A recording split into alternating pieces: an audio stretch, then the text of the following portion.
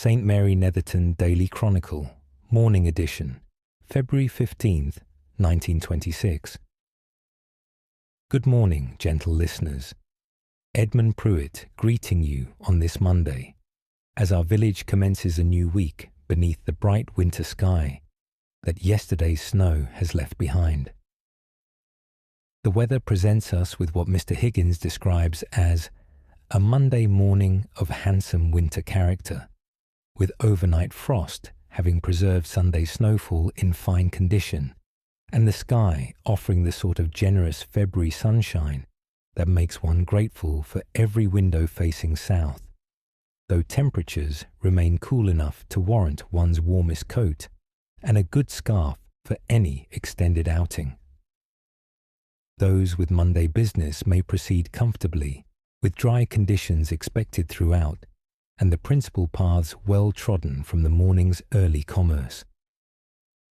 The tea room announces a Monday special of warm bread pudding with raisins, which Mrs. Hartley describes as the very thing for a morning when the frost has painted every window pane and the kettle earns its keep from the first cup onward. Watson began the working week by inserting himself into the gap between the tea urn and the wall, where the warmth from the copper vessel apparently suited his requirements so precisely that only his ears remained visible to customers approaching the counter, a circumstance Mrs. Hartley discovered when a patron inquired whether the establishment had acquired a new draught excluder. Mrs. Barnes's leghorn hen produced this morning's egg at 10 minutes past 7, then withdrew promptly to the deepest corner of her shelter, where Mrs. Barnes reports the bird tucked herself into the straw with what can only be described as a firm disinclination to acknowledge the frost beyond the threshold. I am pleased to bring listeners a report from the High Street that has already generated considerable comment among those conducting their Monday errands. Mrs. Westcott debuted a new apron at the bakehouse this morning, the article being of such pristine starch-white linen that its effect in the morning sunshine drew startled attention from passers-by.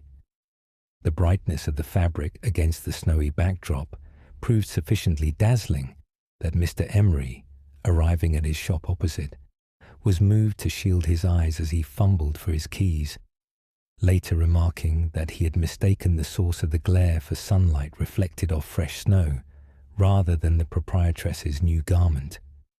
Mrs. Westcott herself regards the apron as a practical investment in professional presentation and observes that the quality of the linen, sourced from a draper in Cheltenham, justifies the expenditure.